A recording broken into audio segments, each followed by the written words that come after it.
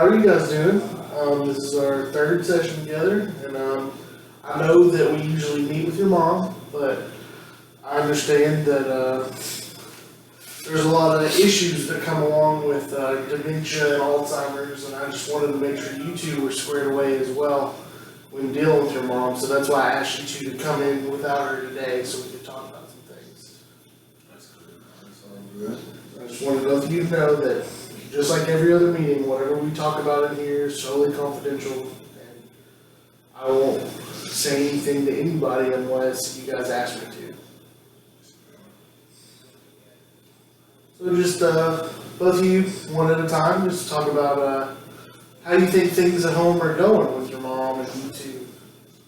I think they're going better. Got a job at Walmart now. Well, I told you I had a job last session, and I was part-time. Now I'm full-time, so I'm getting 40 hours a week. So, I mean, the money's decent, it's better. They give me like 25% raise, so. How are you doing, Mark? Some good, some bad, you know.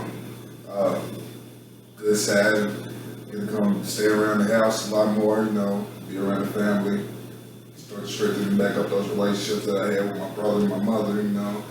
And bad side, just still trying to look for a job, support finding a job. I understand. So how do you think you're adjusting to life outside since you were recently released from prison? You know, it's been 3 months, and I'm still kind of iffy on some things, but possibly I feel like, you know, it's coming to me. It's coming around. Do you feel like that being an ex-felon or a felon would be like having negative effects on your hunt for a job? Right now, I believe it is. It's really hurting me. You know, I wish I could go back in the past and just made different decisions, but you know, God got the answer for everything. I understand. We all make mistakes, and that's just how life is. I believe it would make more of a difference that you learned from your mistakes and you're here now than if you would have continued to make the same choices, negative ones, and end up right back there again. You know, I'm trying to make better decisions. You know, I'm not going back down the same road that I've been going down. So, you know. Good. So, what kind of jobs have you been looking into? Well, since he told me he had a job at Walmart, I looked into that job, and I looked into a couple of jobs down at the mall, and you know, just anywhere that can basically just get some quick money in my pocket. Okay. What I can do for you is I can put a word out and maybe do some hunting around, since I know this is a small town and people know people, and maybe I could put a word in and get you a job somewhere. If that's totally okay with you, I won't say anything if you don't want me to. I would love for you to do that. Okay, sounds good. So let's talk about mom for a little bit. How is she doing? Is there any changes, good or bad? I mean, she's better, you know. Since he's home, I don't really have to, you know, worry about it too much. And he says someone there, if I have to keep setting up different people to come in and out to take care of her. And we have to like put her in a nursing home because I really don't want to do that. You know, I just heard about nursing homes and how they treat their people on my mom's street like that. So he's been helping out, and then I mean things have been pretty good. A couple of little like outbursts here and there, you know, that mess up a couple things, but we've been doing good controlling and having time to help her out. So you mentioned some bad times and some outbursts. So let's talk about that a little bit. How do you two cope with having that negative energy in the house? Yeah, well, I mean, it's not like it's bad. I mean, I guess we kind of like deal with it, you know, the best we can, because, you know, we're not professionals at it. You know, it's just like, sometimes we just try to like, just calm her down and like relax her, like, just have to keep reminding her, you know. I mean, we try to stay patient sometimes, but it is a little frustrating. I understand. I have a grandmother that's going through the same thing right now, and I understand it can be a very, very difficult process. But how about you, Fawn? Can you elaborate a little bit? You know, when I was locked down, dealt with a lot, and it taught me a lot of patience. So right now, we're just really trying to all click as one, trying to get back to that family hustle, you know, and You know, I know it's a lot of frustration between me and him sometimes. We don't see eye to eye, but, you know, we get through it. Can you remember a time when you guys didn't have the struggle, the frustration at all? Yeah, back in the day before I went in, we used to have a good time all the time. Sunday night dinners, you know, Friday game night. I wish we could just get back to that one day. Solomon, what do you think changed from in your all's relationship? Just, you know, he's my older brother, so it's hard for me being able to rely on him, you know, for guidance, because, you know, we never had a father. So when he went away, you know, most of our uncles and stuff, you know, dad are locked up, so really it's just me and and mom, you know, she wasn't as bad then, but I was kind of there as she started kind of, you know, go downhill, you know, with her situation, so I feel like I couldn't like rely on him or no one else for real, so I just kind of felt like I had to be a man real quick. I understand. You grew up pretty fast. I can tell. Very mature young man. Sorry about that, bro. You know, man. It's good. It's good that you guys still have that relationship. And I understand him being gone can put a real negative energy between you two, but I want you to understand that it's for your mom what you guys are doing. And, Sure. And as her social worker, I put her needs first, but I want you to know that I care about you two as well, because without you two, she has nobody. And it's up to you two to take care of her. So, about taking care of her, so what are some of the things, like, is she still retaining some independence, or are you guys pretty much doing everything around the house? Like, she can, you know, she can do a lot of things in the house. Like, she can still, like, clean up sometimes. It just depends on the day for her. Sometimes she can clean up, get dressed, you know, get things going for the day. And other times it's like she doesn't even know where she's even at. Day-by-day process. Yeah. It's getting better with time. So, when she has these bad days, how would you say you divide up the work?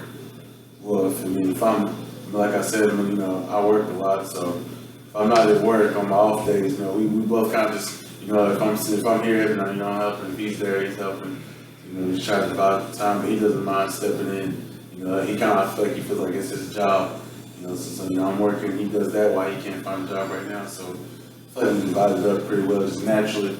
We haven't really discussed any type of workout shit or nothing, but Just feel like the real problem's gonna come in when I actually do find that job. Yeah. And no one's gonna be really here in the house to help take care of her, so we just trying to look over all the options to figure out the type of help that we're gonna get for her.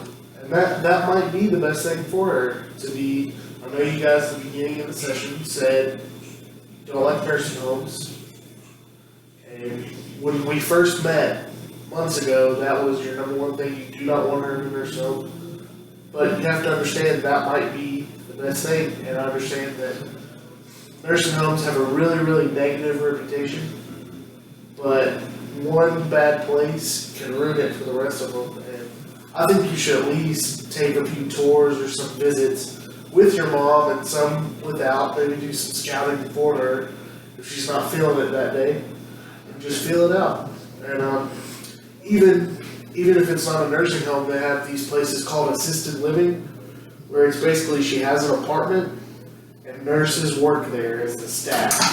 Assisted living be something you all would be willing to look into at all? yeah, actually we was looking at that the other day, since, you know, we was looking at nurse services, like, nah, couldn't do that. Then we thought about, like, the in-home nurses, but we're not really sure how much, like, that would cost, like, as far as the insurance. We're not really, like, we don't know what's going on with that, so we was thinking, Just trying to just get the money situation down yeah, first and all. find out, you know, resources as far as that.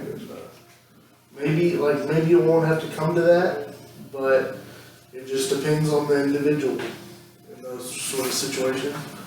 But if you all want, I can put together some resources and you guys can pick them up on the way out the door, so like that. So,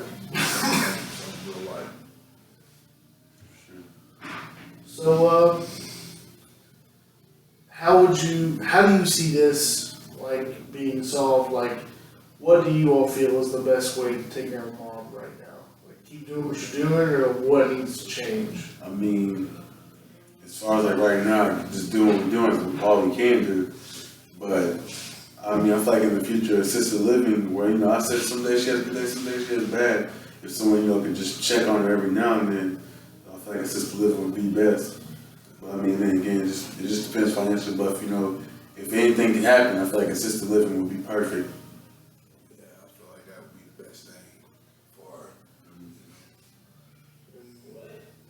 Maybe next doctor visit, she can be reevaluated to see like where she's at with memory wise and functioning. But I just want you all to know that it is okay to help her with whatever she asks.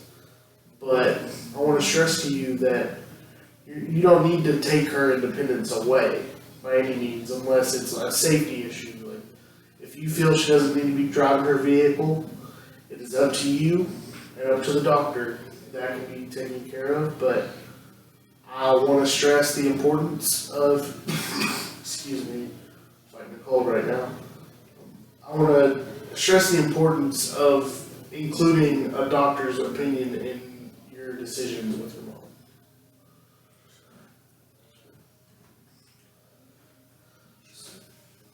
Sounds good. Set up an appointment next week. Yeah, we could. I think she got an appointment next week, so we can set that up, make that happen. I mean, I feel like that'd be financially, you know, best for us, because I mean, assisted living, I think we got a paper in the mail talking about it from one of the doctors the other day, like a brochure, but, you know, I wasn't really reading it. And I think it said something about like they work through the insurance and other stuff, so. So, have you looked into that place at all, or did you? No, I just kind of peeked the brochure and where it says assisted living, so, I mean, I have an idea about what it is, but I'm not too sure. Would you two be willing to go out there together if you can find time before our next meeting? Yeah, I got nothing but time on bed. Okay, I'm sounds always good. down. So I guess the homework, I guess you could say, before our next meeting, which is next month, with your mom, is for you two to both, and include your mom, by all means, take her with you if at all possible in the vehicle. I know that can be an issue sometimes, but take her with you, explore, but I mean, don't say this is where you're going, of course. Yeah. But just explore your options. Like a sightseeing trip. Make it fun for her, you know. And Quan, I just want you to keep up the good work and keep looking for a job, and it'll come. Thank you. Pray about it and just keep working hard. And Most definitely. Silent, just you as well, keep doing what you're doing, working hard at Walmart. And that company has a great reputation for letting you move up the ladder. And, For sure. you can make anything happen if you just work hard at it. So I'll see you guys next month, right? Yes, sir. Appreciate it. Sounds good. Give your mom my best.